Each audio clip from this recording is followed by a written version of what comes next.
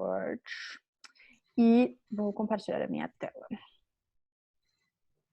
Eu vou tentar aqui com o PDF, gente, Keynote, ele fica muito ruim na... Ai, deixa eu tirar isso aqui. Tela cheia, display... não funciona, full screen. Vocês estão vendo a minha tela, gente? Deixa eu ver. Aí, foi. Então, bom, eu vou fazer, como eu falei, a ideia era falar sobre esses dois temas, mas hoje a gente vou focar bem na devolutiva, que acho que vai ser bem importante. Vocês estão vendo o PDF? Sim. Tá escrito projeto interdisciplinar. Tá passando? Tá meio torto. Tipo Não. assim, não tá a tela Não, inteira. na verdade não tá a tela inteira, tá com uma... zoom, tá ligado? Eu vou abrir o Keynote. Parece que tá com um zoom. Aí. Eu vou fechar Aí, agora... aqui.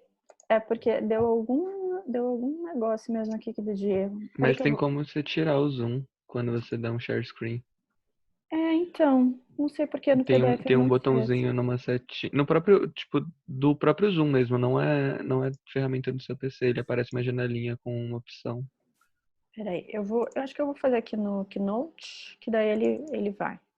Vamos ver. Boa. Foi? Foi, tá a tela inteira. Foi, beleza. Só vou botar esse... Eu não sei porque o Keynote, ele só tem um lance que eu não consigo mexer nas coisas do Zoom. Bom, então foi, gente. A ideia de hoje, eu vou focar mais na devolutiva e aí a gente detalha sobre economia circular e as coisas do projeto a partir da semana que vem. Então, a jornada da nossa disciplina, a gente teve, então, todos os pontos que a gente se propôs até o workshop integrado na V1. E lembrando, então, que a gente fez essa entrega escrita com esses pontos que eu tinha passado para vocês. E a nota, eu ainda não fechei as notas, tá, gente? Eu tô esperando que a gente, enfim, vai fazer uma conversa, eu, Dani e Ju, pra gente ver um pouco a questão dos projetos. Então, eu ainda não fechei, mas a ideia é até final da semana, até sexta-feira, já estarem lá no portal, tá? Lembrando que as notas, elas têm uma etapa individual de participação, apresentação dos desafios. Aqui eu tinha construído isso considerando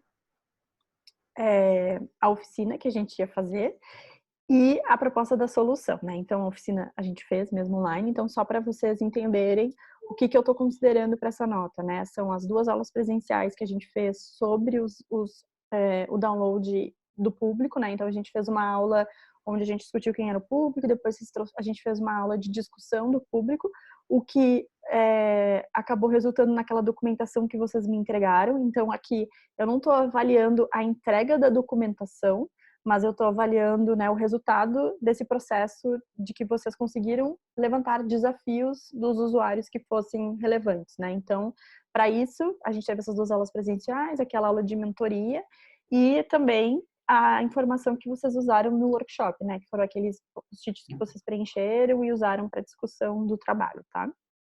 Então, só para não ficar dúvidas. E aí, como eu falei, eu fiz uma devolutiva geral aqui sobre a escrita. Então, tem dois grupos de conteúdos hoje, que é a parte da escrita em si, e depois tem uma parte do que tinha que estar contido em cada um dos capítulos, o que significa, então, de escrita e de formato. Eu não estou levando em conta esses pontos para... Saúde. O pessoal espirra, fica até com medo, né? Saúde. Eu não estou levando em conta esses pontos para a nota da V1. Então, isso significa que, Carla, mas porque eu fiz isso, tá me descontando nota? Não, porque eu entendo que isso faz parte do processo de aprendizagem. Porém, para a V2, será cobrado, tá? Então, anotem os pontos que vocês perceberam. Aqui eu trouxe geral, eu trouxe alguns exemplos específicos. E aí, o que eu fiz, eu criei uma pasta no Drive, Eduarda. Lá na pasta do Drive, lá na pasta de projetos, eu escrevi uma pasta AV1. Lá na AV1, eu coloquei os trabalhos, a Dani colocou os trabalhos dela e a Juliana também colocou os trabalhos dela lá. Na nossa pasta da minha disciplina específica, eu fiz comentários em cada um dos slides, em relação em cada um dos parágrafos, inclusive. Eu faço, sou bem li com muita atenção e a Dani ontem conseguiu olhar também e fazer comentários sobre a parte da história de design. Então, lá tem os feedbacks bem específicos, tá? Foi feito por comentários. Quando vocês fizeram a entrega, e daí eu até queria confirmar contigo se vocês receberam, porque quando vocês fizeram essa entrega da pesquisa, eu também fiz comentários e enviei por vocês por e-mail. Sim. Ah, legal. Não, eu não vi por e-mail, eu vi pela mensagem pelo no portal. Isso, Exatamente. Foi pelo portal. A gente viu. Ah, legal. Certo. Porque daí eu também fiz esses específicos, né? E realmente houve uma melhoria do que vocês entregaram aqui, né? Para a entrega final. Então, de uma maneira geral, eu queria trazer para vocês alguns pontos. Então, qual é a diferença, primeiro, do trabalho escrito versus o trabalho apresentado? Assim, na prática, o que significa fazer uma entrega escrita versus uma entrega de apresentação, né? O trabalho escrito, ele nada mais é do que uma descrição do caminho. Isso é, vocês vão ter que relatar, por meio de palavras, qual foi o raciocínio que guiou a escolha de vocês, a tomada de decisão e o projeto que vocês escolheram fazer. Então, diferente de uma apresentação, na verdade, na apresentação isso também conta, mas o trabalho escrito isso fica mais evidente, que essa narrativa ela tem que ser construída a partir de fatos e evidências. Vocês não podem, num trabalho escrito, colocar muito a visão pessoal de vocês, do tipo, eu acho, a gente gostaria, a gente quer, né? Num trabalho escrito, fica mais evidente a necessidade de você nos dizer, com base nisso, com base no que a gente pesquisou, com base no que a gente aprendeu, com base na teoria, chegamos à seguinte conclusão. Então, no trabalho, por que eu digo que fica mais evidente? Porque às vezes, quando você está apresentando, quem é muito bom de apresentação consegue fazer um somebody love ali, sabe? Consegue fazer ao vivo, vai lá, percebe que não fez um link que podia ter feito, conecta uma coisa, sabe? Quando a gente tá falando, às vezes a gente começa, nossa, isso aqui devia estar conectado com aquilo, e aí você vai lá e, né? E dá um jeito de amarrar as coisas melhores. No trabalho escrito não tem, né? Eu tô lendo o relato de vocês. Então, a minha conexão com vocês é através da escrita.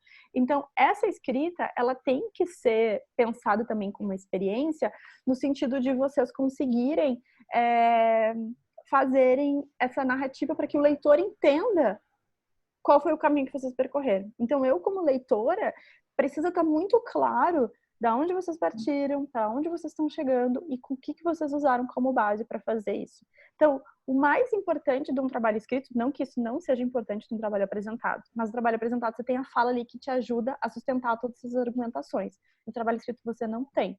Então, você precisa ter... O mais importante de tudo, gente, e aí é a minha primeira dica para vocês anotarem, colocarem letras garrafais, colocarem com post-it na frente, na parede do quarto de vocês, para vocês não esquecerem, é coerência.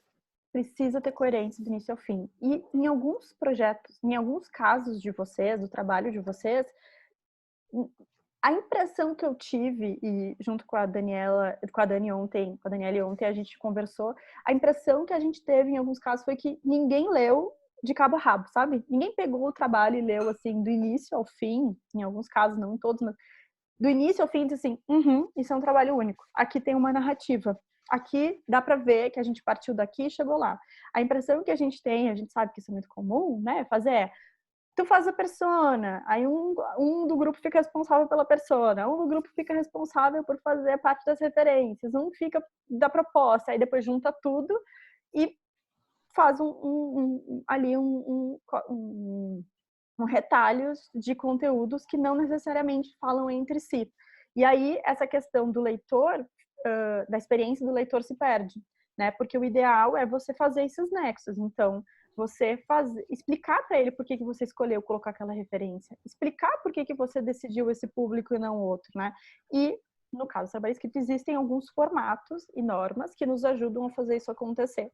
Mas eu nem estou falando de ABNT, eu estou falando mesmo de formato. Mas o principal é isso, a gente conseguir ler do início ao fim, que é um trabalho único. Em alguns casos, isso se perde.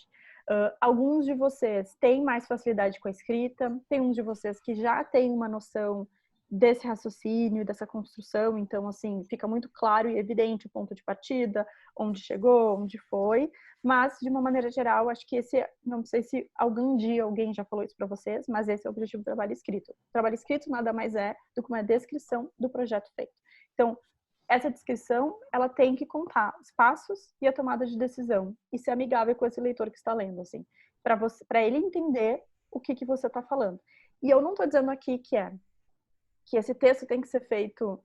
Então, a partir de agora, tipo, nós escolhemos tal coisa, nós fizemos tal coisa, mas a narração, ela tem um formato, né, que é um pouco isso que a gente vai falar. Né, tipo, não necessariamente precisa ser uma conversa informal, né, esse é um dos pontos. Então, o que os dois têm em comum, tanto o escrito quanto o apresentado? É o storytelling. Tem que ter uma narrativa, tem que ter um início, meio e fim, tem que ter uma ordem. A ordem importa que você conta as coisas. Então, por exemplo, lá na introdução, eu falei, faça um resumo, conte o objetivo, conte quem é o público, porque a introdução, a gente vai ver depois, ela é normalmente diferente de um trabalho publicitário, uma apresentação e tal. A introdução, ela serve para ver se eu vou me interessar com esse projeto. Então, a introdução, ela tem que contar, sem surpresas, sobre o que é o trabalho e onde ele vai chegar. A introdução tem esse papel de, eu não vou ler um TCC de 500 páginas, eu leio a introdução e vejo se aquele trabalho relata temáticas que me interessam, que tem a ver com meu interesse de estudo, e então eu preciso eu conto sobre isso. Então eu não posso, por exemplo, falar na introdução resultados da pesquisa se eu nem falei que eu fiz uma pesquisa, né? Então existe uma ordem. Então, tipo, por exemplo, vou dar um exemplo, né? Segundo a entrevista, segundo pesquisa com as mulheres, a gente entendeu que isso é importante por tal motivo. Tá, mas que mulheres? Que pesquisa é essa? O que você fez? Sabe? Você tem que me contar um pouco para poder chegar nessa conclusão, assim. Então, é isso. Quando você está contando para alguém um trabalho, quando você está contando para alguém uma solução, quando você está contando para alguém um negócio, você está contando uma história. E essa história, ela tem que ter esses passos, meio, início e fim, né? Então, o que é o meio, o que é o início, o que é o meio, o que é o fim, eu vou apresentar para vocês agora. Mas existe uma ordem que faça sentido, tá? Então, alguns feedbacks gerais sobre a entrega do trabalho em vários lugares eu falei sobre nesses feedbacks que estão lá na pasta do Drive, você vai ver, em vários momentos eu coloquei isso. Priorize escrever na terceira pessoa do singular. O que isso significa? Que quando a gente escreve na primeira pessoa, que é eu fiz, eu cheguei, eu vi, ou nós chegamos, nós fizemos, nós estudamos, nós pesquisamos, nós conversamos, o texto ele fica um pouquinho mais informal. Ele, né, dentro da lógica de trabalho escrito, na terceira pessoa, ele traz um pouquinho mais, ele sustenta um pouco mais um caráter que não é de formalidade, não é isso que a gente está buscando aqui, não precisa ser um texto formal, não precisa ser um texto chato, mas ele sustenta uma visão mais técnica. Porque quando eu falo eu ou nós, ele leva para esse lugar das opiniões pessoais. Quando eu trago para a terceira pessoa, ele traz uma ideia mais técnica, né? Então, esse é o motivo para a vida de vocês, para todos os tipos de trabalho. Se vocês fizerem, sempre priorizem, quando for escrever, na terceira pessoa. Então, por exemplo, teve um grupo, aí eu fui pegando os prints, tá, gente? Agora, acho que esse é o grupo da Bandana, que já tinha me entregue a versão escrita bem evoluída na primeira e eu já tinha dado esse feedback, né? Então, em vez de colocar, nós fomos desafiados a pensar em como envolver mulheres, elas trouxeram. No terceiro semestre, a faculdade do instituto, foi obrigado a pensar, foi desafiado a pensar, né? Então, esse shift de falar na terceira pessoa que é importante. Então, novamente, a maioria de vocês fez na primeira pessoa, né, principalmente com nós, e eu não vou considerar isso para tirar nota ou não, tá, gente? Mas eu vi, por exemplo, a Vitória foi respondendo os meus comentários lá, né? E assim, não se sintam nessa obrigação de me justificar cada um dos comentários, mas de vocês refletirem mesmo para a entrega da V2, tá? Então, só para também deixar claro isso, que não é uma crítica específica, eu realmente faço esse exercício todo semestre de ler parágrafo por parágrafo, para ajudar vocês a entenderem a regra do jogo, tá, gente? Então, não tem nada de pessoal nos meus comentários, então não se preocupem também, não se sintam nessa obrigação de me responder em cada um deles. Se vocês tiverem dúvidas sobre eles, podem responder e comentar lá que eu recebo, né, uma notificação, mas também não se sintam nessa obrigação. E aí, o segundo ponto, como eu falei, é evitar trazer essas opiniões pessoais, porque as opiniões pessoais, elas acabam tirando a propriedade de você sobre o assunto. E o que a gente quer num trabalho, seja para um concurso, seja para uma entrega do IED para qualquer semestre, principalmente para o TCC, mas para qualquer semestre, a gente quer mostrar que vocês têm propriedade sobre aquilo que vocês estão falando, que vocês pesquisaram, que vocês estudaram, vocês estão um semestre estudando isso, vocês já estão há 2 meses em cima desse projeto. Então, eu não quero que pareça que vocês estão tomando decisão olhando para a Lua, achando a Lua bonita e dizendo assim, vou por esse caminho porque me parece mais legal. Né? Agora a gente já está no 3º semestre, eu quero que vocês comecem a exercitar essa tomada de decisão baseada nas conclusões e na exploração que vocês estão tendo com o projeto. E isso acontece também no trabalho escrito, né? Então aqui, quando eu falo, por exemplo, eu analisar em grupo nossas experiências pessoais, imaginamos que seria mais fácil. Não, gente, não. Mesmo que isso seja verdade, mesmo que a tomada de decisão foi por essa, a gente não precisa ser tão sincero. Aqui, não precisa mentir, mas não precisa ser tão sincero, né? Então, baseado nas evidências da pesquisa, né, ao cruzar todas as informações que o grupo tinha, né, recolhido até o momento, se optou por seguir esse caminho. Você pode mostrar um caminho que foi escolhido, mas não precisa dizer que foi assim, porque a gente achou melhor, né? Agora a gente tem que começar a pensar nessas visões mais técnicas. Outro ponto bem importante é que toda afirmação deve ser fundamentada. Então, toda vez que eu falo uma frase que ela tem um peso, né, que ela tem uma afirmação, que ela é um ponto de partida para um raciocínio, para o desenvolvimento de uma etapa, para a escolha de uma referência ou de outra, eu preciso dizer quem disse, quando disse, de onde você pegou e por que isso é relevante, tá? Então, assim, por exemplo, um dos grupos colocou essa frase que eu achei bem forte, né? Em outras palavras, a imagem do corpo passou a ser algo mais importante na vida das pessoas, visto que novas tecnologias passaram a surgir, como fotografia, vídeo e meios digitais. Essa frase, por mais que pareça óbvia, de que, nossa, é isso que está acontecendo, Carla, né? As pessoas estão se expondo mais, é evidente. Eu preciso que vocês me fundamentem, eu preciso que vocês me digam que isso foi percebido por um pesquisador, que isso foi feito por um teórico, vocês leram numa matéria, vocês leram no artigo. Quem disse isso? Uma afirmação que é assim, um punch, né, que é um statement mesmo, precisa ser fundamentada. Eu preciso dizer da onde ela veio. Eu não posso simplesmente jogar no ar e falar as bananas são amarelas, né? A gente precisa dizer quem já provou que as bananas realmente são amarelas, tá? Então, Carla, você entende que toda frase que eu disser eu preciso fundamentar, referenciar? Não. Eu já vou falar um pouco mais sobre as referências. Porém, frases de efeito, essas grandes frases, esses grandes statements, sim, esses precisam ser fundamentados. Porque, na verdade, tudo que vocês estão colocando no trabalho escrito, eles partiram de algum lugar. E, principalmente, é que nenhum dos grupos conseguiu fazer isso com clareza e, de novo, essa acho que é a primeira experiência com vocês com um trabalho escrito mais formal, então tá tudo bem, mas, né, isso tem que estar tem que estar no radar de vocês, que toda referência ela tem que estar conectada. Então, existe uma maneira da gente escrever para que eu faça esse link entre o texto e as referências bibliográficas. Então, nas referências bibliográficas, vocês colocaram os links de onde vocês tiraram, porém, lá no texto, você não me disse de onde foi essa fonte. Então, vamos pensar numa apresentação. Se você está num slide, você coloca lá, 50 milhões de pessoas passaram a consumir redes sociais nos últimos anos. Sei lá, chutei aqui um número meio absurdo. Você tem que colocar a fonte. Quem disse isso foi o New York Times, foi o Nexo, foi o Drup. Você coloca naquele slide, porque eu estou me referenciando àquele slide. No texto escrito é a mesma coisa. Quando eu falo informação, eu tenho que dizer.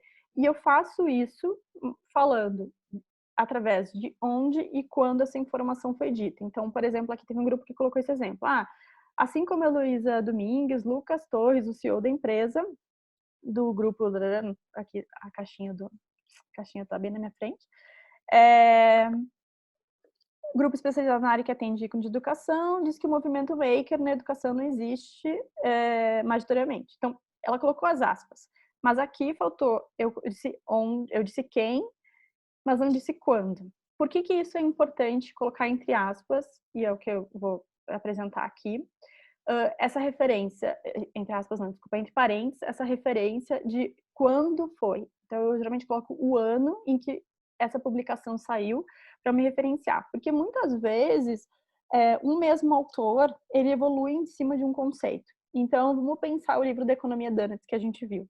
A Economia Donuts tem a primeira edição que a gente está estudando e a gente partiu, né, dos textos dela e do TEDx que ela fez, mas pode ser daqui a 2 anos ela percebeu que algumas das coisas que ela disse eram equivocadas e ela lança um novo livro com uma versão atualizada, com alguns conceitos atualizados.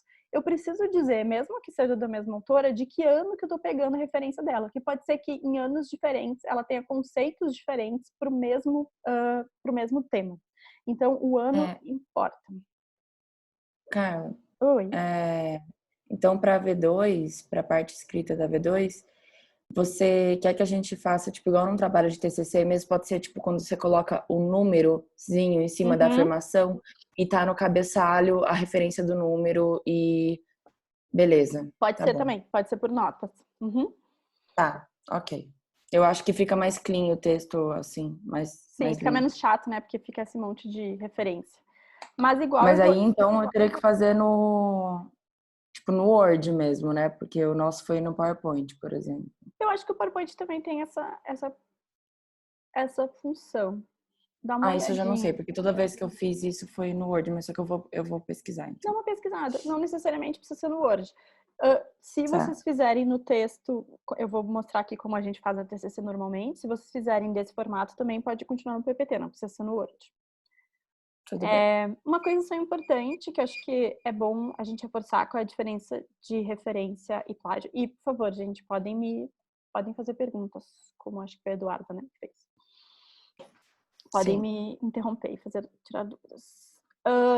Bom, qual é a diferença entre referência e plágio? Acho que isso é uma questão que muitas vezes aparece nos TCCs também. Eu, antes de ser orientadora e antes de ser professora no IED, eu fui banca de muitos trabalhos no IED também. Então, tipo, quando a gente fala em referência, a gente está falando que a gente leu um conjunto de textos, artigos e trabalhos, e o que eu estou trazendo para você, leitor do meu trabalho escrito, são os aprendizados. E esses aprendizados, eles trazem uma nova narrativa. Então, eu não posso pegar e copiar o texto integralmente, não posso fazer um Ctrl+C, Ctrl+V, e desculpa se isso parece óbvio, mas eu vejo que os alunos têm dúvidas, sabe? Do tipo, não, professora, mas ainda mais no Google, que a gente vê que tem muita gente que replica o mesmo conteúdo, né? Eu achei esse texto em 3, 4 fontes diferentes e daí eu copiei e colei lá. Gente, isso é plágio. Toda vez que você diz que você escreveu, toda vez que eu leio um texto que não tem referenciado a fonte ou as aspas, é como se você tivesse dito, eu escrevi isso, né? Então, principalmente os trabalhos escritos, né?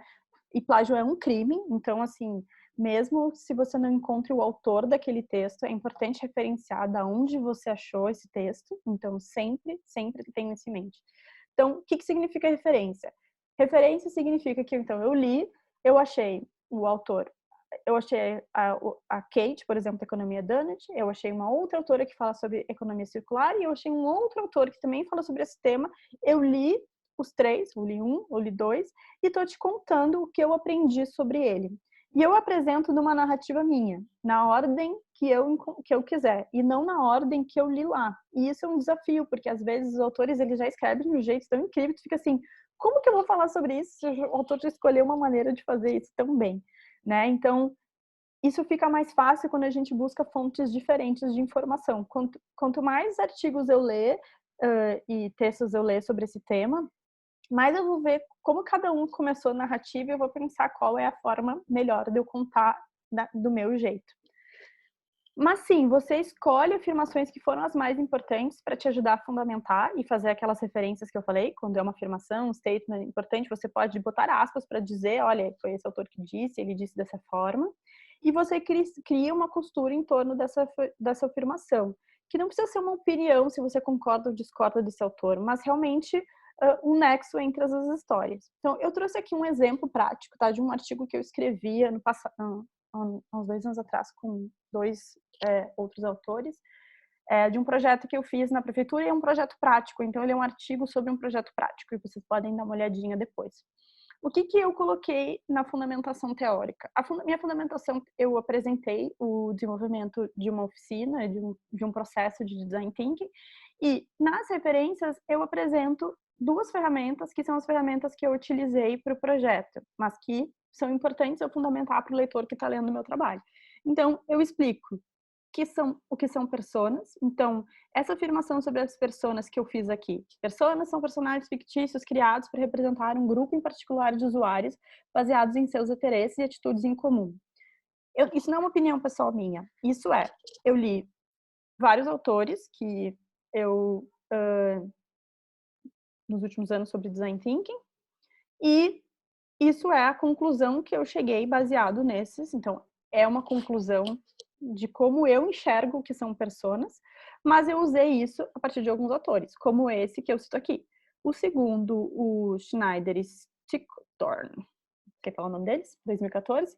Entre as principais vantagens de usar esse recurso estão gerar clareza das necessidades a serem atendidas e facilitar o engajamento do time.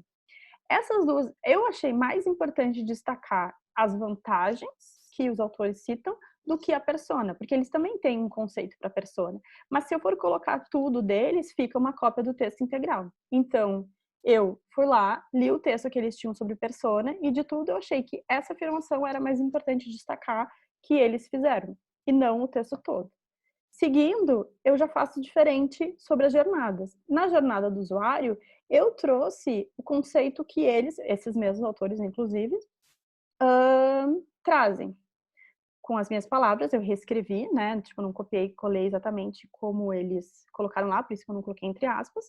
Mas depois eu faço uma explicação mais detalhada a partir dessa afirmação. Então, a jornada do usuário, por sua vez, é uma forma visual estruturada de apresentar a experiência do usuário de um serviço. A narrativa visual é construída a partir de seus pontos de contato, apresentando as interações entre o usuário e o prestador de serviço. O objetivo é um mapeamento de melhorias de experiência do usuário. Viu? Isso aqui eu peguei do artigo, a gente está com erro de português aí. Com base em necessidades não atendidas ou dificuldades. Né? Então, eu faço essa costura com minhas próprias palavras, mas não é com opinião pessoal, são com uma resposta técnica sobre o que é esse tema. Então, as minhas leituras sobre o tema têm que me ajudar a ter esse entendimento. Então, é isso que é importante vocês entenderem na construção do texto de vocês, principalmente da introdução e da fundamentação teórica, que a minha fundamentação teórica ela tem que estar baseada numa construção do que eu aprendi sobre as minhas leituras. E essa construção ela não é sobre opiniões pessoais, ela é sobre afirmações, dados, evidências e uma narrativa dessa construção.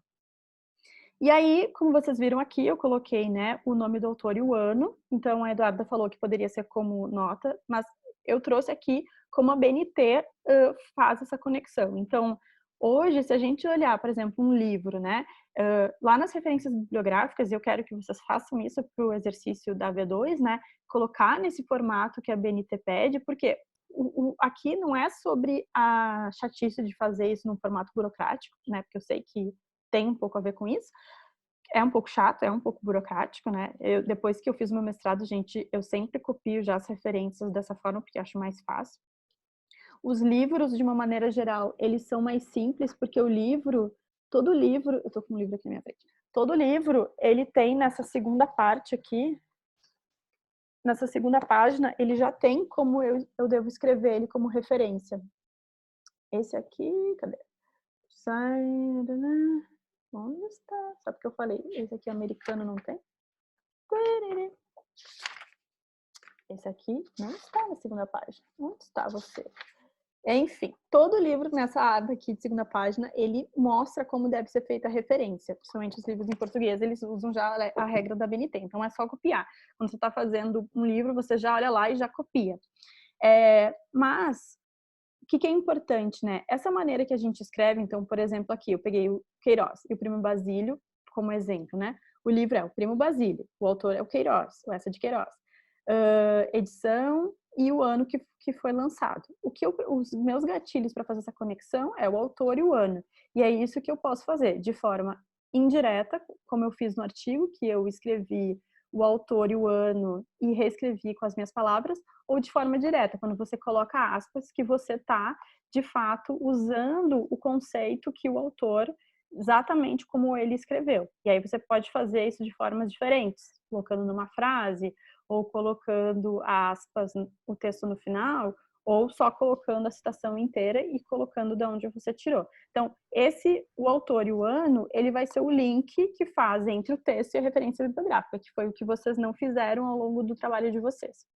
E os artigos de internet, que vocês muitos utilizaram como principal referência, ainda mais nesse momento que a gente está, que a gente não tem uma biblioteca, e enfim, tem essa dificuldade aí de buscar o livro, também pode ser feito através dos links. Então, o link da internet também tem um jeito de fazer isso, né? Que seja, se tem o autor, às vezes os canais, os portais não colocam quem foi o jornalista ou o escritor do texto, então você pode colocar só o portal e o ano, ou você coloca o nome do autor, sei lá, o nome do jornalista e o ano que vai fazer esse link aqui com a referência que está nas referências bibliográficas, tá bom?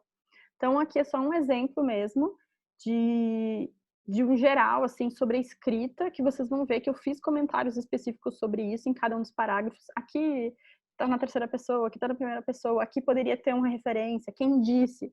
Quando eu pergunto essas coisas, esses são os lugares, principalmente, que eu sinto que vocês têm que colocar as referências.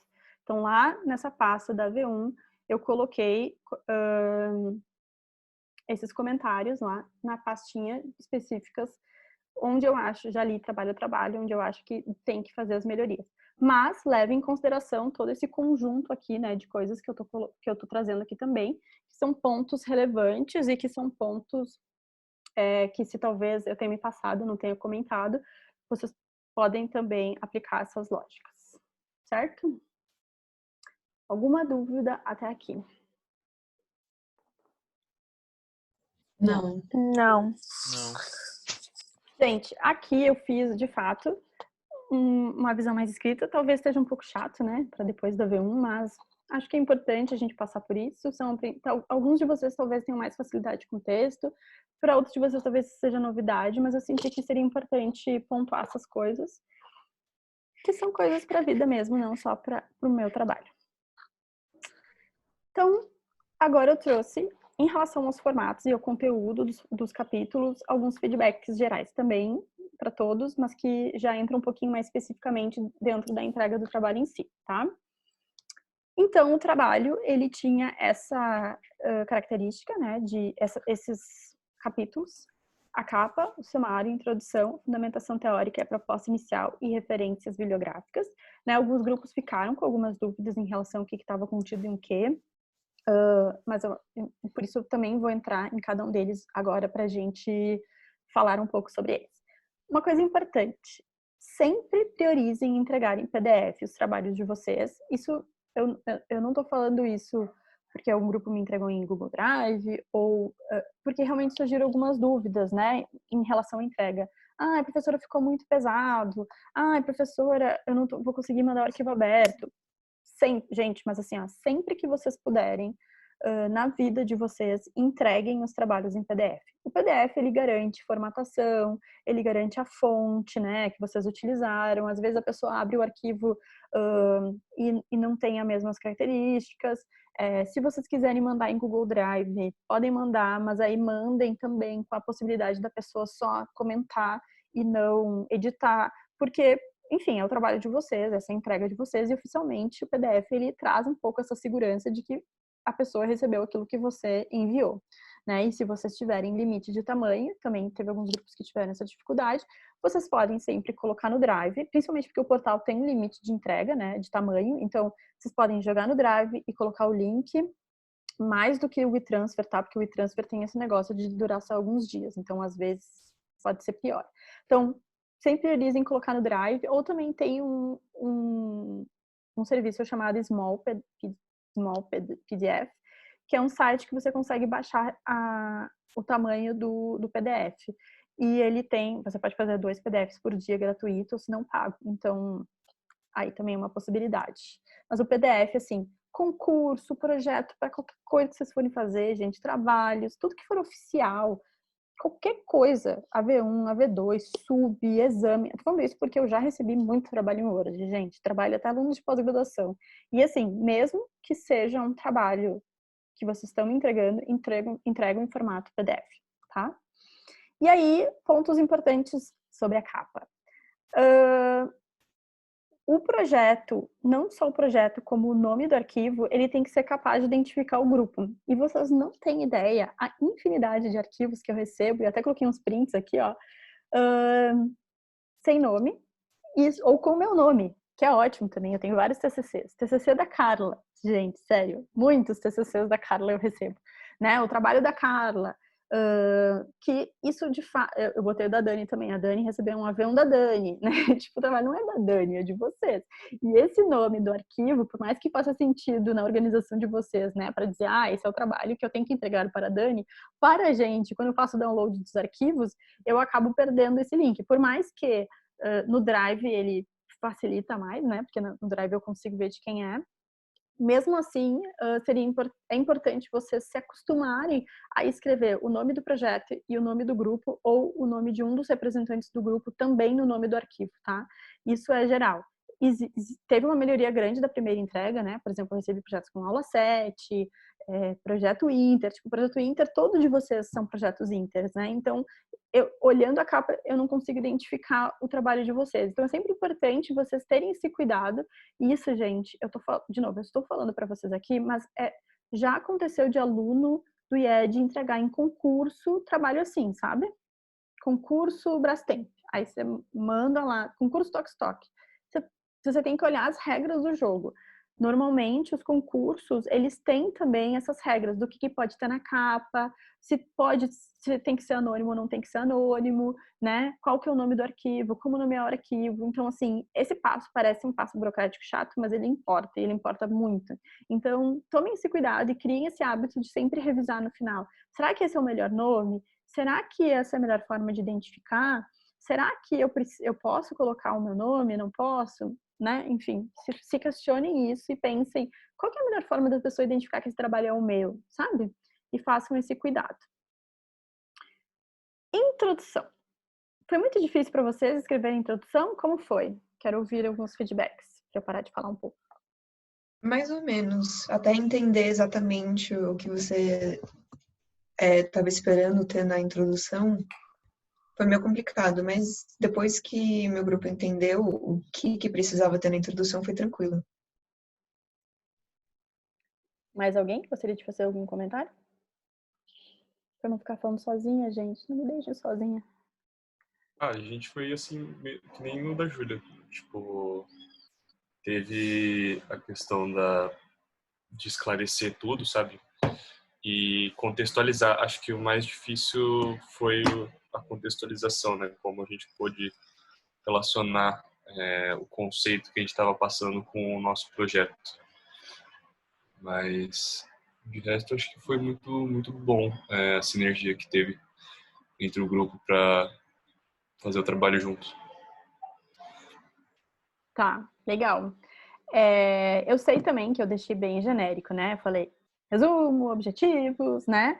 E deixei isso aberto mesmo. Então, também entendo que tem essa complexidade. Eu queria também que vocês fossem um pouco atrás, corressem, olhassem, né? De novo, essa questão de ser ativo nesse processo. O que é importante, e isso também como eu falei, a introdução, ela tem como objetivo apresentar o projeto e o contexto. E ele tem 2 pontos principais, que é a questão de ser um funil, então a gente começa mais genérico e vai para o mais específico, então eu começo falando mais sobre o contexto e depois eu falo sobre o meu projeto especificamente.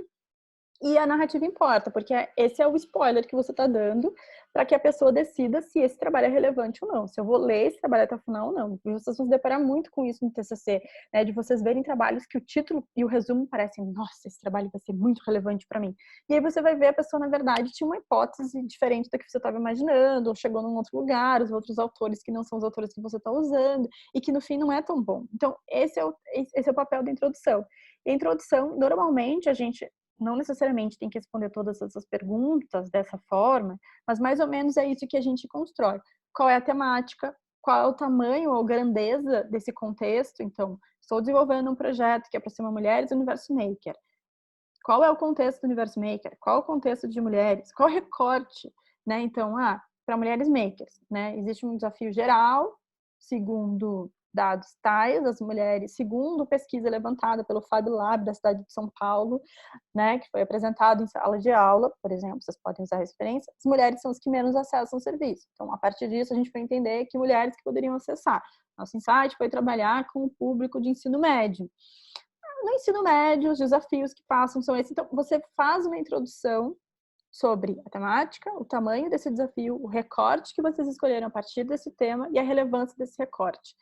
A relevância e o contexto e o tamanho, a grandeza desse desafio, eles têm que ser baseados em dados e fatos que mostrem por que é oportuno desse tema ser estudado, né? Então, os dados secundários que eu tinha pedido para você sobre o público, eles eram relevantes aqui também. Vocês podiam usar parte daqueles dados que você identificou para trazer esse contexto do trabalho de vocês. Aí, vocês apresentarem o objetivo de vocês, que aqui agora eu percebi que está escrito errado, né? Que é o objetivo aqui tem a ver com, então, a partir desse público, a partir da relevância desse tema, né, pensando assim numa narrativa, entendemos que o nosso trabalho vai ter que desenvolver uma solução de um adorno tal, que consiga apoiar mulheres desse perfil a desenvolverem soluções ou a conseguirem, enfim, renda através desse projeto. E aí vocês apresentam o específico que vocês chegaram. Aí nisso vocês falam muito rapidamente a proposta e o conteúdo. A proposta sendo, então, a partir disso será feito um kit, sim, você pode já falar o que você vai desenvolver, a ideia aqui que você chegou, um kit tal, com tal tipo de material,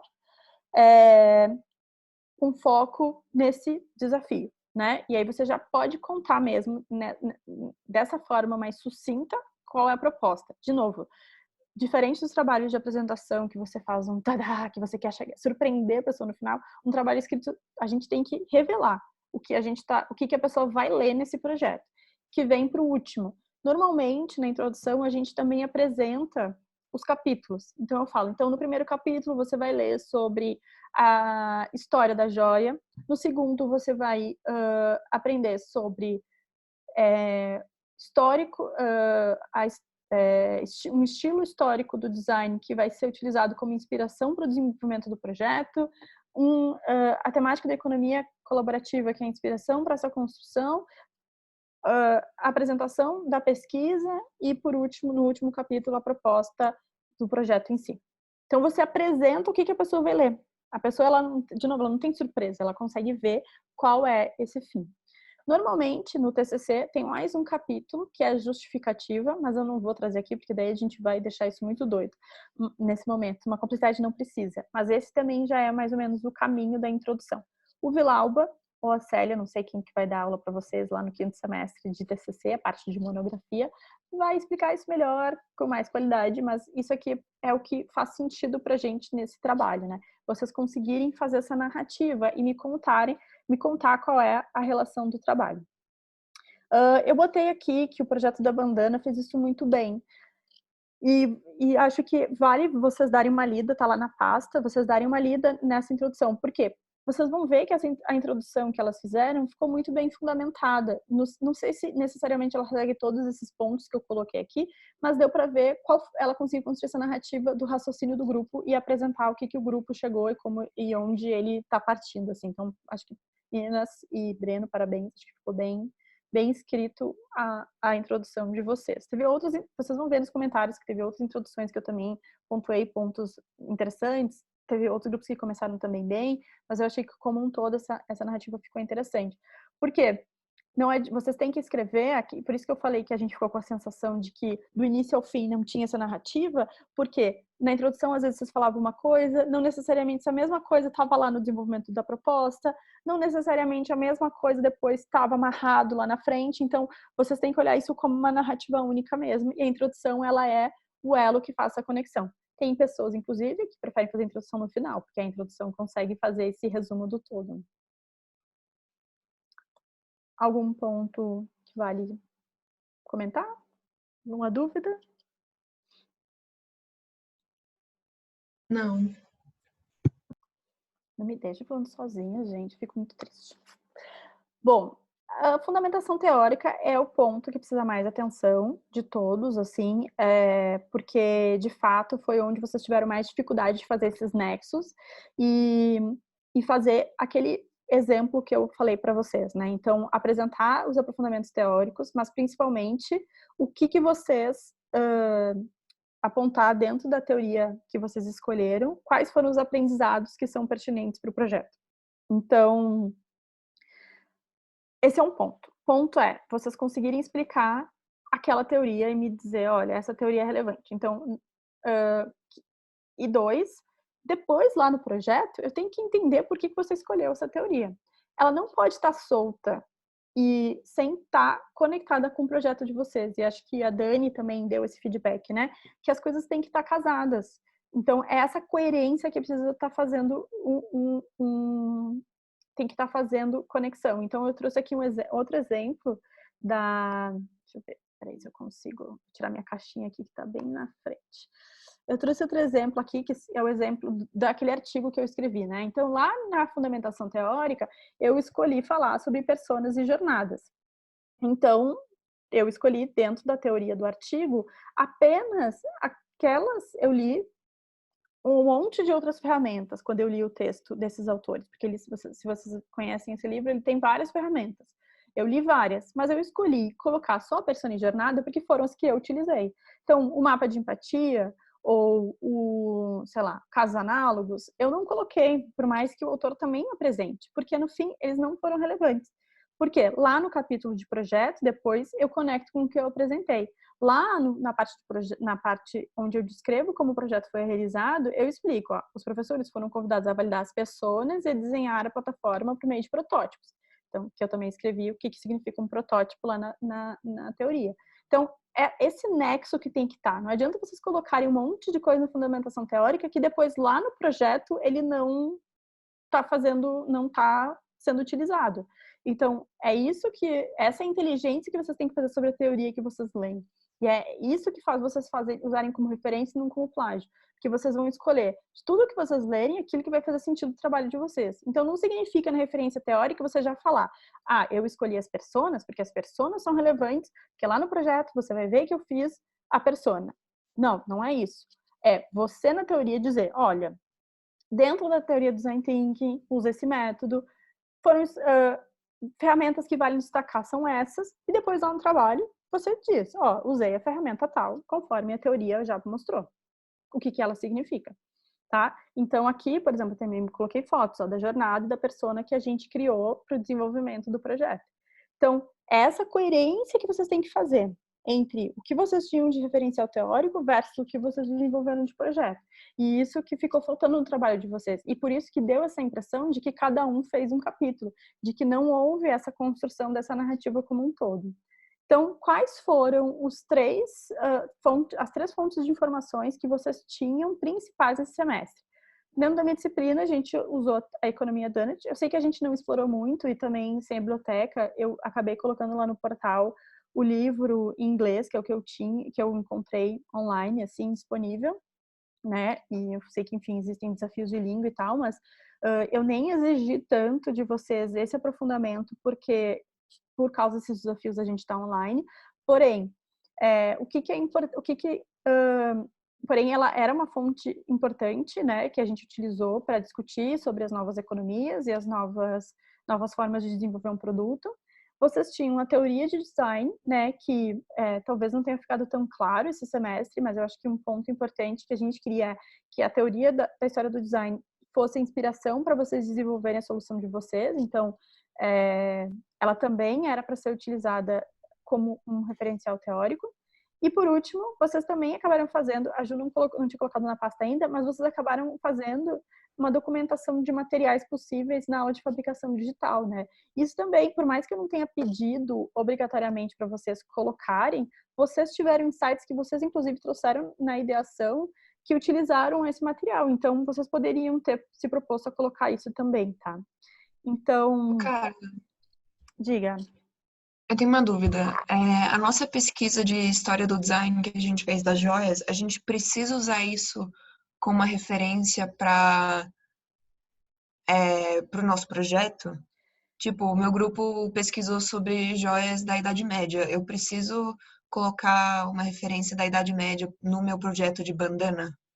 Não necessariamente. Eu até coloquei aqui nesse outro slide, ó, o que a gente quer que você se inspire. Eu quero que você me diga, olha, estudando as joias da Idade Média, a gente chegou nesses insights.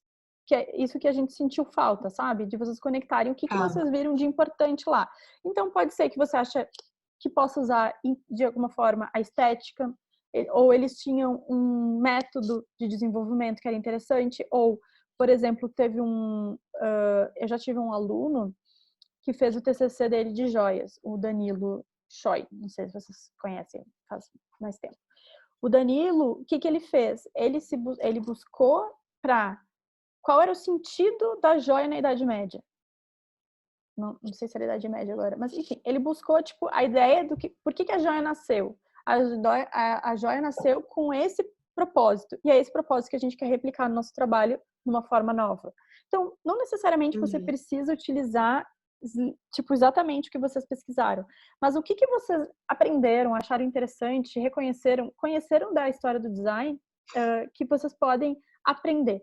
Por que eu falo isso? Isso é uma coisa que o Rafa, né, que era o nosso antigo coordenador, ele discutia muito, e eu concordo com ele, que nós como designers, a gente tem que olhar para a história do design e ver que já tiveram outros designers, teve um conhecimento de desenvolvimento de produto que veio antes da gente e que a gente pode também olhar para aquilo. Não significa copiar aquilo, não significa seguir exatamente tudo aquilo que a gente lê, mas entender, poxa, o que eles trouxeram que é interessante, o que eles aprenderam no processo deles de desenvolvimento que pode ser um aprendizado para a gente, né? Então, aqui na teoria, na fundamentação teórica, como eu falei, vocês vão apresentar esses aprendizados, né? Do tipo, as joias eram feitas por esse processo, as joias tinham esse significado, alguns artistas, vale destacar as joias aqui nesse sentido, esses exemplos, e aí lá no projeto dizer, bom, conforme a gente apontou no trabalho de documentação, a gente achou interessante seguir esse caminho, ou a gente se inspirou nesse processo, a gente se inspirou no propósito que a joia tinha naquela época, a gente quer reconstruir isso, sabe? Um pouco essa conexão. Beleza, entendi, obrigada. E aí, por isso que o desenvolvimento que vocês fizeram para a Ju também tinha muito sentido de colocar aqui, sabe? Então, a gente viu na história do design as joias nesse sentido, mas a gente também viu nas novas fabricações um novo uso dos materiais, um novo uso de tecido, um olhar para a sustentabilidade. Vocês podiam ter conectado com a economia Dunnett, porque a economia Dunnett, não quero que vocês copiem o que a autora me diga, eu quero que vocês me proponham uma visão sobre o que ela está dizendo. O que a gente aprendeu em aula, que ela está dizendo assim, do jeito que a gente faz, não dá mais, a gente precisa buscar novos jeitos. A fabricação digital, como alguns de vocês apontaram, é uma maneira da gente usar métodos que agridem menos o meio ambiente, né? Reutilizar materiais são formas de fazer isso na prática. Então, vocês poderiam conectar um pouco dessa teoria em relação a isso, tá? Então, a ideia é, de novo, que eu consiga olhar para o projeto depois e ver por que isso foi importante de vocês terem colocado lá. Então, eu acho que eu trouxe aqui alguns exemplos específicos, tá, gente? De novo, não é para expor ninguém, é mais para dar exemplos. Eu acho que pelo exemplo a gente consegue aprender também, né? Mais especificamente. Mas, por exemplo, essa referência que que o grupo colocou da Lauren Kalman, né? Que é de fotografias médicas. eu lendo, eu não consegui entender como se conecta com a joia e com as desempregadas, sabe? Então, assim, mesmo que vocês pegaram uma referência que vocês acharam que era relevante, o mínimo que vocês têm que me fazer aqui é explicar por que vocês acham isso relevante. Qual é a relação que vocês viram? Por que vocês acharam relevante trazer essa escolha para cá e não as outras que vocês entregaram para Dani, sabe? Então, acho que teve algumas confusões aqui nas escolhas que acho que é importante vocês refletirem para elas para V2, assim, de deixar aquilo que é relevante, sabe? Professora, posso falar uma coisa? É que, Pode. tipo, o da Daniela, a gente meio que não teve muita opção sobre a era que a gente teve que escolher para as joias, entendeu? Tipo, o projeto que a gente queria apresentar no seu, por exemplo, não estava relacionado com o renascimento, que foi o que a gente ficou no da Daniela. Então, não tinha como a gente trazer a referência dela para o nosso, porque eles não eram da mesma coisa, da mesma era, nem entendeu? Tipo, Entendi. o projeto que quis fazer não estava relacionado com o dela. Mas Porque a gente não teve aí, opção dela. sim, eu entendo que esse semestre, como a gente acabou, enfim, fazendo adornos, teve um pouco mais de dificuldade, né? Em outros a gente conseguiu ampliar um pouco mais a questão dos estilos. Porém, eu acho que é essa inteligência do grupo também, assim, sabe? Do tipo, o que do Renascimento vocês acham que que é importante? Não necessariamente precisa ser estética, pode ser outras coisas do Renascimento que possam ser interessantes para destacar para o projeto, sabe? Seja, como eu falei, um processo, qual era o propósito dessa joia, né? Pode ter outros elementos da história, um designer que ele atuava de tal forma ou de tal forma, sabe? Alguns objetos. Então, acho que não necessariamente precisa ser a estética da era, mas o aprendizado que vocês tiveram sobre ela. Mas eu entendo que tem esse Sim, mas ponto. então a gente teria que colocar, por exemplo, duas eras, porque aqui o nosso está como exemplo do cubismo. Uhum. Porque a gente achou que o cubismo se relacionava mais com a nossa proposta. Então a gente colocou o cubismo, mas só que aí, tipo, por exemplo, o cubismo não teria como estar no da Daniele, porque a gente ficou com o Renascimento lá. Entendi. É isso. Tipo, são. Vocês acabaram usando Tava conteúdos diferentes. tava meio separado. Tava meio separado pra gente. Entendi. Tanto que até agora, tirando essa parte que a Daniele pediu pra gente falar dos adornos em certas eras, pra gente, pelo menos pro nosso grupo, os trabalhos não estavam muito relacionados, não fazia nem muito sentido pra gente do porquê eles estavam no projeto integrado, sendo que a gente caiu naquela era por sorteio, basicamente. E não tá relacionado com a nossa intenção do projeto. Tá bom, Então, é isso que é conectado pra gente. eu vou levar esse feedback para a gente pensar aí nessa conexão desse semestre. Eu acho que, como eu falei, assim, a intenção é essa que eu trouxe até do Rafa, né? Enfim, que é fazer essas conexões. Mesmo assim, quando vocês colocaram o cubismo, por exemplo, que eu botei aqui como exemplo, vocês também não trouxeram, por exemplo, a relação disso com as joias. Sabe, assim, não sei se necessariamente a gente não necessariamente você precisa colocar joias da era do cubismo, né, para ser tão literal, mas vocês teriam que fazer algumas conexões em relação ao que tipo de joias eram utilizadas na época, ou como isso influenciou a construção de joias, sabe? Porque senão fica também uma coisa muito separada, né? Eu mesma, em alguns, eu li e falei assim, tá, mas como que isso se relaciona ao projeto, sabe? Como isso é uma inspiração para o projeto, seja lá na proposta ou seja aqui no referencial. Eu acho que faltou a gente explicar como isso seria a inspiração para o nosso design ali da nossa joia. Sim, Tudo exato. bem, entendi. Eu só quis pontuar mesmo com relação ao que a gente fez da Daniele, que realmente não estava, na nossa cabeça pelo menos não estava conectado, assim, os trabalhos. Legal. Eu acho que também tem um ponto, eu anotei aqui para a gente discutir no encontro que a gente vai fazer com os professores, para a gente falar sobre isso também, tá, Eduardo? vou falar com a Dani sobre isso também, para a gente alinhar mais agora para V2. Mas acho que, enfim, tem esse ponto. Além desse ponto que eu falei, também tem uma outra questão aqui eu trouxe um exemplo que não está exatamente na fundamentação teórica do grupo, de um dos grupos, que eles fizeram uma coisa certa, que foi, né, eles sentiram a necessidade de trazer mais informações sobre o público, já que a pesquisa deles não tinha sido tão profunda, e no fim com o corona, né, não conseguiram reverter e fazer novas pesquisas. Então eles buscaram fizeram um desk research, buscaram conteúdos sobre o público a partir de dados secundários. Isso está muito legal e essa iniciativa foi bacana. Porém, aqui eles mostraram isso, né, botando aspas e mostrando que esse texto foi retirado, né, então aqui eles colocaram ponto eletrônico 2019, bem bonitinho.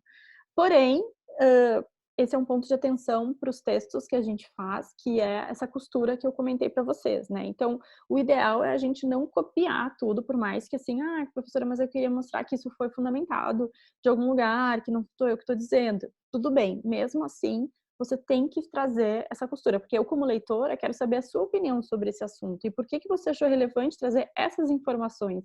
Então, não dá para ser um texto totalmente copiado, assim, abre aspas, 3 parágrafos e fecha aspas, sabe? Realmente você tem que trazer um dos conceitos, discutir sobre conceito, e aí por isso que é mais fácil fazer isso quando você soma outras fontes de informação e não busca uma fonte só. Porque quando você busca uma fonte só, por exemplo, esse artigo do ponto eletrônico, né?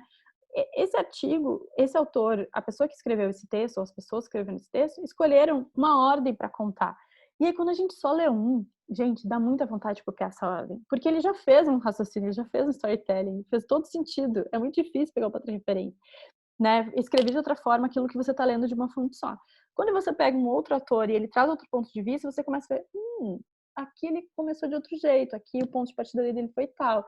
E aí você começa a ver o que para você está fazendo mais sentido começar, onde para você faz mais sentido ressaltar a informação, né? Então, por isso que às vezes ler só uma fonte pode ser mais estressante, pode dar mais ansiedade do que ler mais de uma, na minha opinião. Bom, a apresentação de pesquisa, ela, já que a gente tinha feito feedback, né, ela já teve várias melhorias da primeira proposta, então foi muito legal. Por exemplo, o grupo dos meninos tinham colocado que eles tinham conversado, né, com 2 colégios e visto também como o Fab Lab se relacionava nas escolas. Mas aí, por exemplo, eles não tinham me apresentado, mas me dá uma foto desse laboratório, como que ele é? Vocês visitaram, vocês falaram por telefone, né? Então, eu queria dar esses feedbacks positivos de que, né, eu falei, o esforço de pesquisa também não precisa ser narrativo, chato, vocês podem trazer alguns elementos mais visuais. Então, teve um grupo que fez esse resumo aqui da etapa qualitativa, com entrevistas, onde foram feitas entrevistas, a metodologia que ficou muito legal. E aqui vem a nossa criatividade como designer, porque a gente não... Por ser um trabalho escrito, não significa que ele precisa ser 100% escrito, né? Que ele pode ser diagramado, ele pode ter informações visuais, a gente usa ferramentas de síntese, a persona é uma ferramenta de síntese interessante, o mapa de empatia é uma ferramenta de síntese importante, então a gente pode sim usar elementos visuais, fotos, imagens, para apresentar coisas que parecem chatas de serem lidas também, assim. Então eu acho que de uma maneira geral vocês conseguiram trazer bem e alguns grupos conseguiram conectar os dados secundários também ao longo do texto, assim como esse grupo que trouxe os elementos da pesquisa do ponto eletrônico, teve outros grupos que também trouxeram narrativas e textos dos dados secundários já na construção da persona ou do público ali, para apresentar os desafios do público, para trazer a relevância disso. Então, ficou muito legal. Os dados secundários, né, nessa entrega tinha ficado meio descolada, mas esses dados secundários eles podem ser utilizados tanto lá na introdução quanto para essa amarração dos desafios dos usuários. E por último, dentro desse capítulo de proposta, tinha também a apresentação da proposta em si, né, que também aqui eu não detalhei, né, mas eu tinha comentado na aula de workshop que vocês também poderiam escolher a maneira que vocês gostariam de apresentar essa proposta.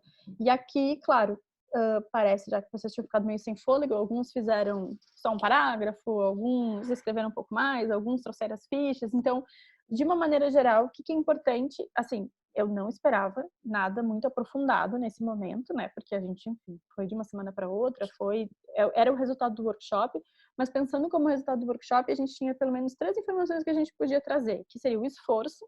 Então, é sempre legal, e eu como gosto muito quando meus alunos e meus orientandos de TCC fazem isso, então eu já vou falar para vocês também, que é falar o esforço que vocês fizeram. Então, contar isso. A solução foi construída a partir de um workshop que aconteceu, onde o grupo, olhando os desafios da persona, chegou em 20 post-its de ideias. Sabe, assim, dá uma quantidade, né, da discussão, falar um pouco desse esforço. De novo, você está sendo empático com o leitor, que de repente ele chega num capítulo de proposta, vocês falam, então a gente chegou nessa solução. Aí você fica assim, tá, mas de onde veio? Como foi feita? Né? Me conta um pouco mais. Você pode, assim como a gente fez na pesquisa, você também pode fazer isso com essa etapa de proposta. E, principalmente, eu esperava que vocês trouxessem a ficha do Miro, que é a parte 2, assim como esse grupo, por exemplo, que trouxe o print especificamente, mas não necessariamente precisava ser o print, mas os itens que estavam ali, né? Nome, aqui não era o nome do grupo, mas o nome da proposta. O que é, como funciona, por que é relevante para o usuário e que tipo de material vocês pretendem utilizar. Então, essas informações, minimamente, acho que seriam importantes estar nessa descrição de produto. E eu comentei que se você quisesse fazer um mood board, um infográfico, ou até aqui fazer essa conexão com a teoria, né, de por que vocês escolheram esse caminho, seria este o momento, né? Então, teve um grupo, por exemplo, que até fez um mood board, mas não me explicou assim, tipo, o que significa esse mood board? Significa que esses são os formatos que vocês estão imaginando, é por esse caminho que vocês estão pensando, né? Essa é a estética, esse é o tipo de adorno. Então, vale fazer esse detalhamento. Também um destaque aqui para o grupo que fez já, tipo, um infográficozinho, como se fosse a jornada. Assim. Então, essa primeira visualização do projeto, eu deixei também bem livre, bem aberto, mas é importante vocês entenderem, assim, para a V2 agora, a gente vai detalhar esse capítulo, né? E essa parte especificamente são o que a gente vai desenvolver aí nas próximas semanas. E referências, então, as referências bibliográficas. Então, tem que levar em consideração esses pontos que eu trouxe, seja por notas ou por usando essa conexão aqui, né, do autor e ano nas afirmações.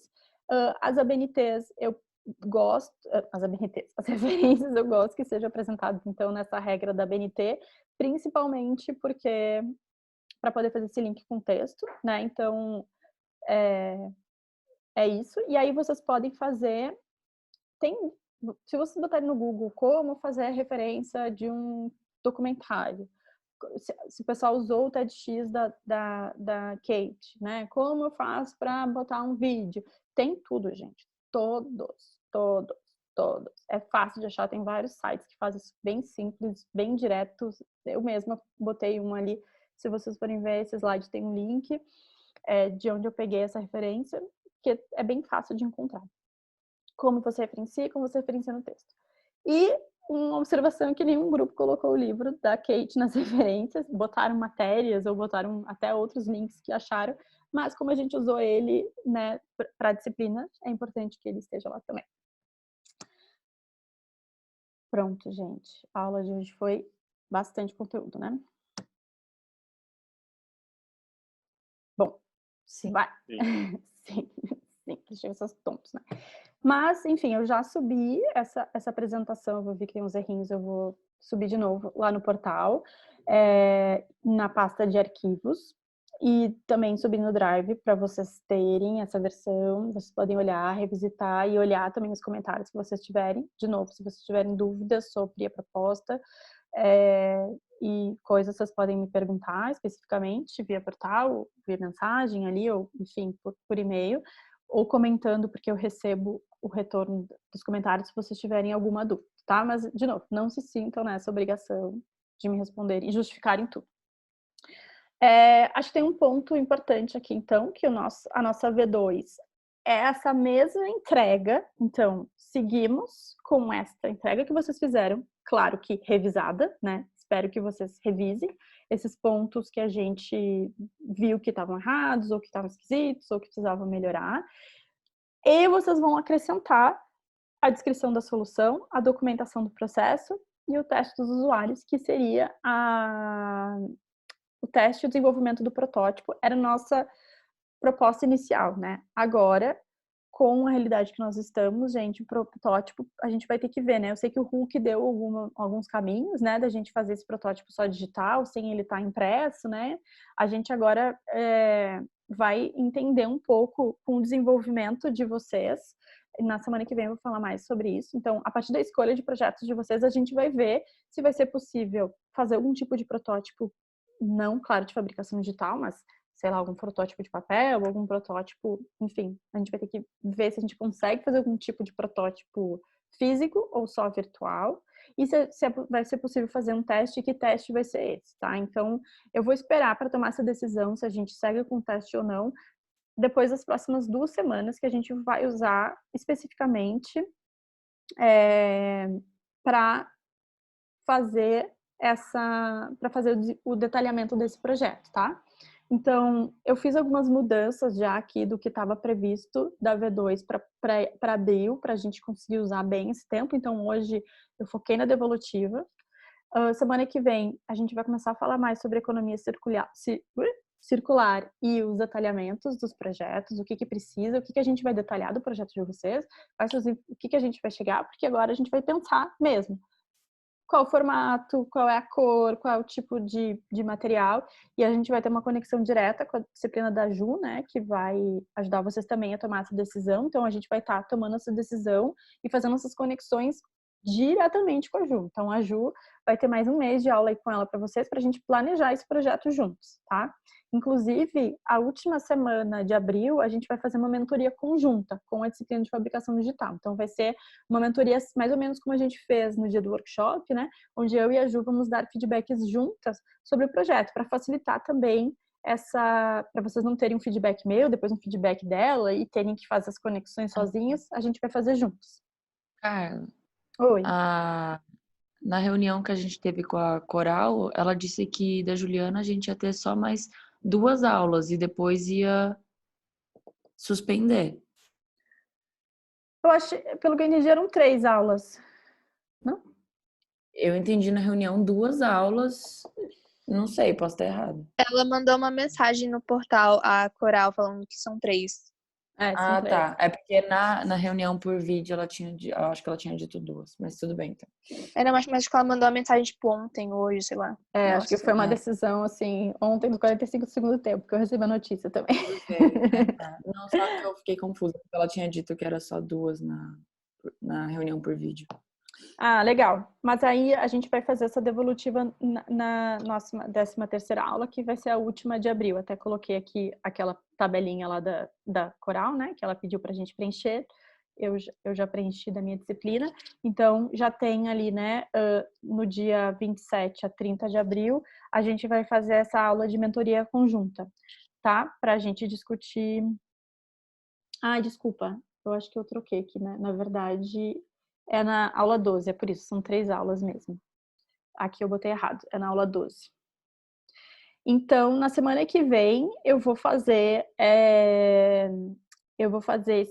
apresentar para vocês um pouco da lógica da produção por meio de protótipo, a gente vai conversar um pouco sobre isso, como que significa e quais são os itens que vocês têm que detalhar.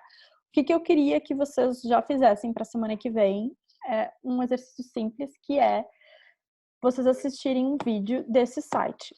A IDEO, que é uma empresa de Design Thinking, né, que, enfim, é uma das referências em Design Thinking no mundo, ela criou esse site chamado The Circular Design Guide, né, que conecta a economia circular com o Design Thinking. Eles fizeram isso junto com uma fundação, que é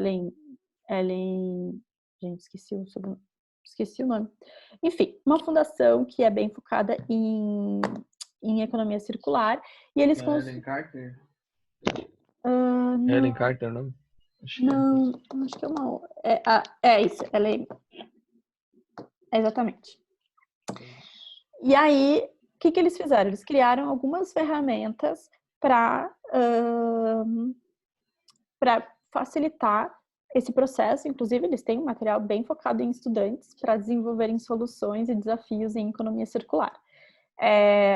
Qual que é o nosso desafio? O texto é todo em inglês e a gente fez reunião de professores e a Dani comentou que alguns de vocês, né, têm dificuldades com conteúdos em inglês. Esse vídeo é um vídeo curto que eu quero que vocês assistam, que é o vídeo especificamente esse que está nesse link do Circular Design Guide. O que eu propus aqui para a gente fazer? O vídeo não tem legenda em português, ele só tem aquela legenda gerada automática em inglês, mas eu abri um Google Docs aqui para a gente fazer essa legenda de forma colaborativa.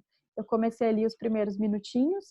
O que eu geralmente faço, tá? Eu uso alguns vídeos em inglês nas minhas aulas e eu dou aula numa universidade que tem muitos alunos surdos. O que eu normalmente faço? Eu mando o vídeo, eu mando a legenda para a empresa que fez o vídeo, sabe? Então, minha proposta é a gente fazer essa tradução em português para os nossos colegas queridos que não têm inglês consigam compreender, né? Se a gente, cada um pegar algumas frases ali, a tradução é chata, é um processo chato, né? Mas até dá para fazer pelo Google Tradutor e eu até posso dar uma revisada depois em cima, se vocês acharem o caso, mas vocês se dividirem para fazerem isso. Se cada um pegar um minuto, já dá 1 minuto por grupo, já que o vídeo tem 5 minutos, não vai ser nenhum sofrimento para ninguém. Enfim, de vocês se organizarem a fazer isso, eu abri esse documento já, coloquei aqui nesse link, eu vou colocar lá no portal também nos links, tanto esse quanto o vídeo em si, para vocês assistirem. E o que eu peço para vocês fazerem, então, para aula que vem, é assistir esse vídeo. E fazer anotações e comentários do que vocês acharem interessante, dos exemplos que ele cita, né? Tem ali também um documento que vocês podem baixar e dar uma fuçadinha. Se puderem dar uma fuçada geral nesse site também, é bem interessante, tem um monte de coisa legal, então a gente vai usar alguns dos materiais deles para a gente pensar o nosso projeto para a semana que vem. Então agora é só ler, ouvir esse vídeo, e aí o que eu peço só da gente fazer essa tradução de forma colaborativa. Pode Mas ser? a tradução já é para ser feita, tipo, agora, para estar pronta para a aula que vem? Ou a gente vai fazer junto na aula que vem? Não, A legenda. para vocês poderem assistir o vídeo antes da aula que vem. Então vocês têm que fazer isso Tá. durante essa semana. Tá bom. Tá bom? Uhum. Dúvidas? Então, assistir o vídeo, ajudar o colega que não sabe inglês, então a gente faz a legenda colaborativa. Uma vez que a legenda estiver pronta, o que eu faço é eu mando para o site, peço para eles incluírem, normalmente eles incluem, aí já fica lá para outras pessoas que quiserem ver em português. A gente faz essa boa ação aí também para outros alunos que quiserem assistir no futuro em português. Carla, só uma coisa. Eu fui procurar no Drive agora, você falou que fez o feedback e colocou lá no Drive. Eu não tô achando. Eu não achei. Peraí que eu vou abrir aqui para você ver. É a pasta AV1. Deixa eu stop share. Vou dar um share aqui na minha. Chrome. Aqui no Drive. Deixa eu só abrir meu Drive. Estou na outra disciplina.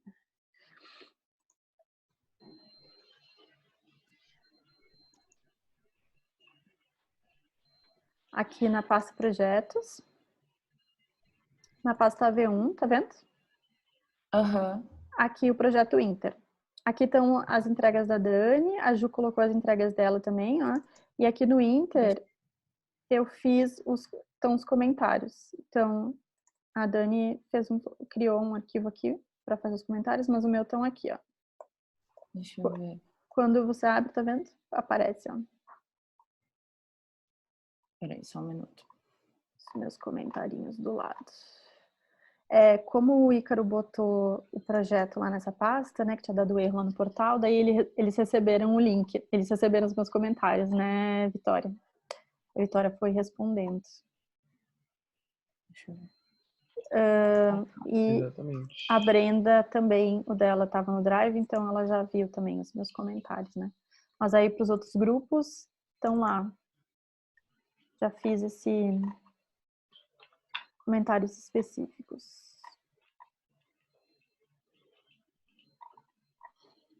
Projetos. AV1. Projeto Inter. Ah, tá. Ah, tá bom. Tá bom? Beleza, obrigada. De nada, gente.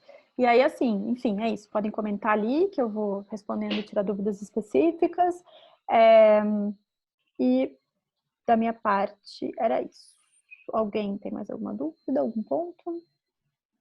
Não. Não. Não. Não. Gente, eu acho que a aula hoje foi bem pesada, né?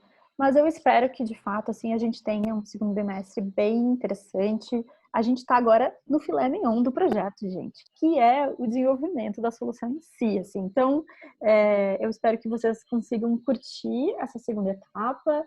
Essa segunda etapa, vocês, né, é a parte de colocar o papel do designer, né, nessa construção, da gente buscando essas referências, cruzando com o que a gente está ouvindo, mas, de fato, fazendo essas costuras, mas agora tem esse papel do detetive, que eu sempre brinco, né, que é de você, como designer, conseguir fazer essas escolhas, conseguir fazer esses cruzamentos e trazer projetos em formatos interessantes e bacanas, e acho que vai ser... Eu tô bem animada, acho que tá bem legal.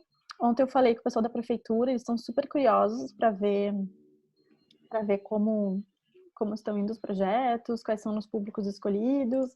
Então, o pessoal está bem animado também. Espero que vocês fiquem animados aí para essa segunda etapa do projeto. Vamos que vamos. Ai, Carla, rapidinho. Esse link que você mandou no chat é do Drive ou é do vídeo? Eu botei das legendas. Lá também tá o link do vídeo, se vocês quiserem acessar por lá. Eu vi que tinha uns errinhos de português aqui no material. Eu vou dar uma revisadinha final, porque me passou, né? E aí eu vou atualizar. Eu vou botar aqui a página também. E aí eu subo esse material aqui online, mas aí já tá ali o site e o vídeo em si. Certo? Beleza. Então tá, gente. Certo. Muito obrigada. Um abraço a todos. Espero que todos fiquem bem, estejam bem. Obrigada. Obrigada, Carla. Obrigada, professora. Tchau. Obrigada. Vou tirar um print aqui. Um beijo. Tchau, tchau. Beijo.